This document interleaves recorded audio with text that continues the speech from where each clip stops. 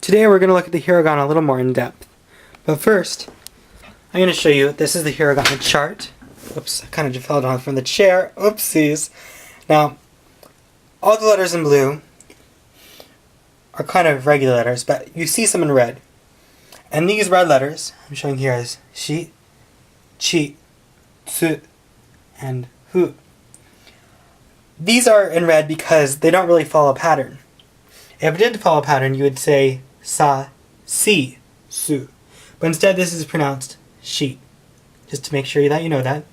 And this row would be pronounced ta, ti, tu, te. But it's not. It's pronounced chi and tsu. Tsu is kind of hard to pronounce, I know. But you'll get the hang of it. Now, and then finally over here in the haro, you normally pronounce the hu, but it's not pronounced hu. It's a lot softer and kind of like fu, but more like hu, hu. Kind of cross between hu and fu, but it's closer to say fu. So ha, hi, hu, he, ho. Now, there's some very, very, very neat things in hiragana. One of them is the ability to change the sound of letters. Now, when you have, right here, ka, when you add two dots like that, it changes the sound from ka into ga. Now this is true of ki too. If you have ki and you add two dots, ki becomes gi. Now for any k, adding the dots to it will turn it into a g sound.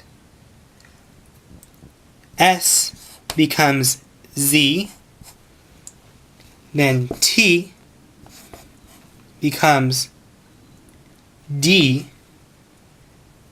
H becomes B. So K becomes G, S becomes Z, T becomes D, and H becomes B. But also, for H, let's say you have the hiragana ha. Two dots make it become ba. However, there's also another additional thing that can be applied to it, and that is a circle. And that makes it into a P sound for pa. And this is true of any of the letters in the H row. So, ha becomes pa with the little dot. And then, fu, that's written badly, and fu with the dot becomes pu. That's really neat. Okay, so now you learned changes to make letters voice. This is basically called voicing. So ga is the voice version of ka. So this is voicing changes. Now another thing is small letters. Now let's say you have ki. Well, let's say you have any letter from the E row. From the E row. So that would be ki, shi, chi, hi, or ni, or even mi. But we're going to stick to ki for now. If you take ki and you put a small version of either ya, you, or yo next to it, the sound combines. Notice this is smaller than this, and it becomes kya. So you can do this, for instance, kya, kyu, kyo. Kya here, kyo, and, oops, whoa, horribly wrong.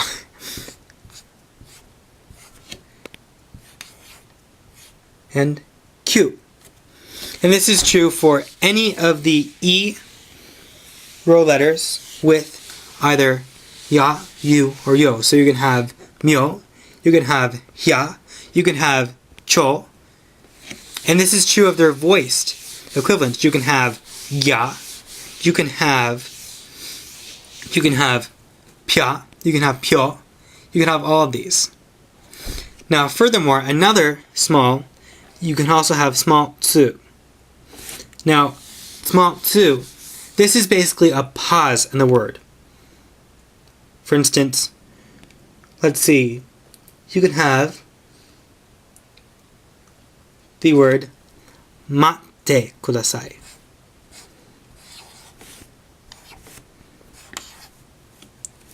Matte kudasai.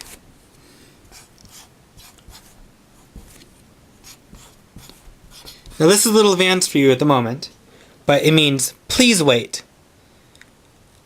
The little tsu right here, between ma and te, means that there's a slight pause. So instead of it being mate kudasai, it's matte kudasai. See that slight pause? It might take a little long to learn, but it'll be there. And finally, another thing to learn about hiragana is extended vowels. Now, vowels can either take two forms, as a short vowel, a, or a long vowel, like ah. Now this is true for that's ka,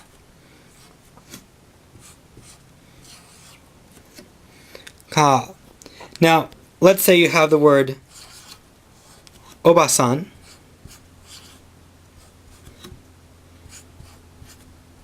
which means aunt, and then you also have the word obasan, which means grandmother, or even old lady.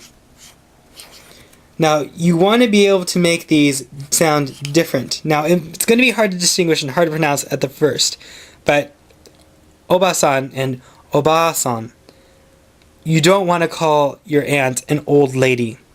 It's not a good idea, so don't do that. So, I'm going to focus right now on double vowels, and I'm sorry this is a lot, but it'll have to cover it. So whenever you have, I'm going to stick with ka right now, or the K row. Whenever you have an A sound, ka, an A will follow it to make that long. For a ki, or an E sound, an E will follow it.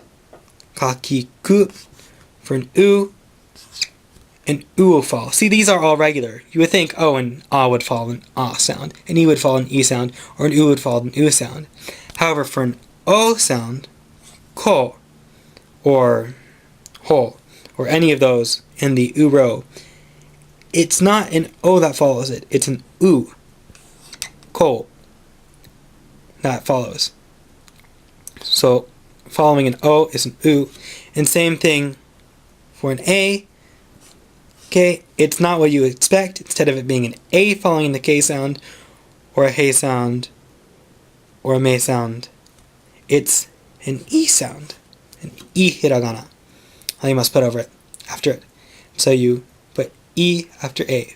So again, A, E, and U are regular in that respect, and U, that O, and A are different. Now there are some rare exceptions where you do in fact put O after O and A after A, but don't worry about those for the moment. Right now, this is all I'm going to tell you about hiragana. Thank you very much. Sorry for this long video.